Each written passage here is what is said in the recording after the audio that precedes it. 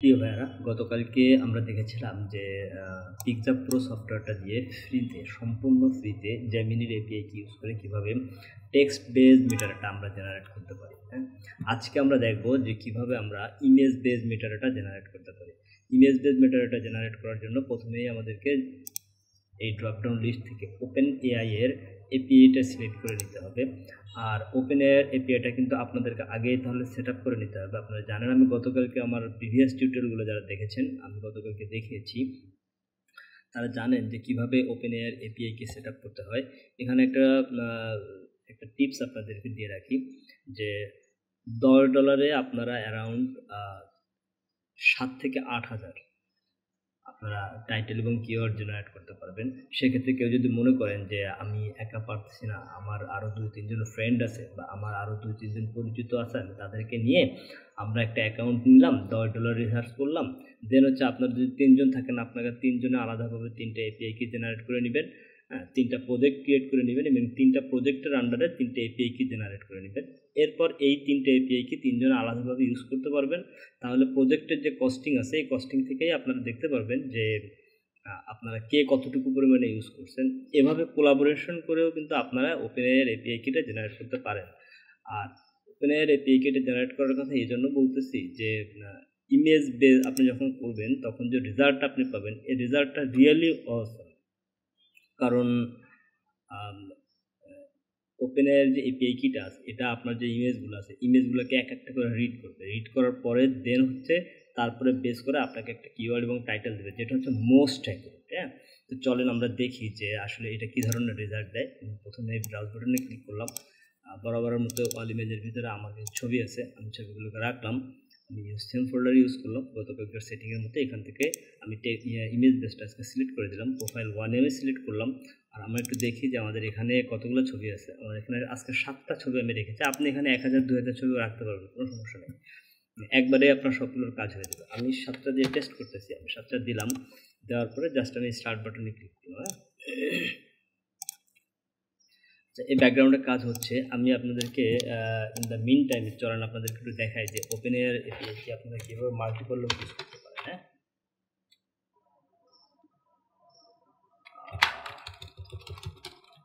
openai.com আমি গেলাম, এখান থেকে আমি লগ ইনে গেলাম আপনার এপিআই প্ল্যাটফর্ম। এখান থেকে আমি এপিআইতে ক্লিক করার পর অর্গানাইজেশন সেটিংয়ে চলে গেলাম। এখান থেকে আমি প্রজেক্টে গেলাম। হ্যাঁ, প্রজেক্টে যাওয়ার পরে দেখেন এখানে আমার অলরেডি 2টা প্রজেক্ট আমার এখানে ক্রিয়েট করা আছে। মার্চের 4 তারিখে একটা, সেপ্টেম্বরের 6 তারিখে একটা। আমার একটা প্রজেক্টে আমার হচ্ছে $27 এই পর্যন্ত স্পেন্ড করা হয়েছে, 27 সেন্ট এই মাসের জন্য মান্থলি স্পেন্ড। আর একটাতে হচ্ছিল আমার 32 সেন্ট স্পেন্ড হয়েছে। এটা কিন্তু খুবই লিমিটেড। আপনারা একটা ক্রিয়েট করতে চাইলে আপনারা এখানে ক্লিক করবেন। ক্লিক করার পরে আপনারা এখানে একটা প্রজেক্ট ক্রিয়েট করবেন। আমি নতুন প্রজেক্ট ক্রিয়েট করতেছি না, আমি এপিআইটিও আপনাদেরকে দেখাচ্ছি।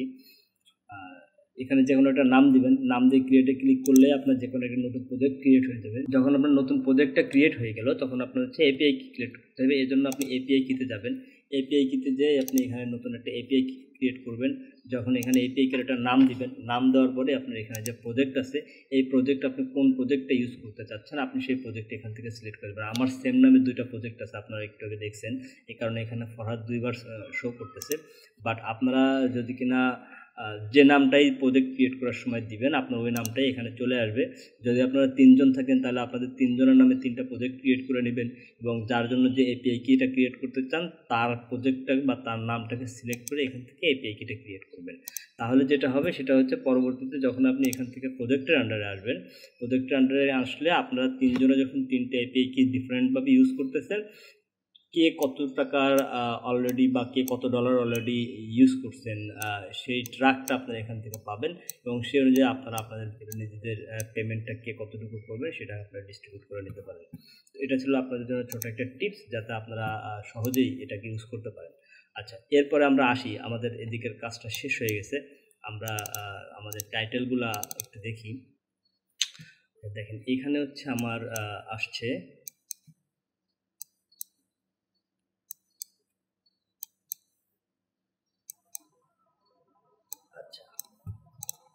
এটা হচ্ছে আমার title, delicious breakfast plate with fried egg on toast ham and fresh green on transparent background। আর আমাদের আমাদের দেখি দেখেন এখানে কি ছিল, আমাদের এই ইমেজটা কোনটা ছিল, যে এ ব্রেড দিয়েছিল, এই ইমেজটা, এই যে এই ইমেজটা আমাদের ছিল। তো এই ইমেজটার জন্য হচ্ছে সে আমাদেরকে একটা টাইটেল দিয়েছে, এই ইমেজটার জন্য আমাদেরকে সে এই টাইটেলটা দিয়েছে যে ডেলিসিয়াস ব্রেকফাস্ট। এটা অবভিয়াসলি একটা ব্রেকফাস্ট। আর plate with fried egg, plate এবং ফ্রাইড এগ বিষয়টা সুন্দরভাবে এসে আনছে। On toast ham and fresh green, প্রত্যেকটা জিনিসকে সে সুন্দরভাবে নিয়ে আসছে।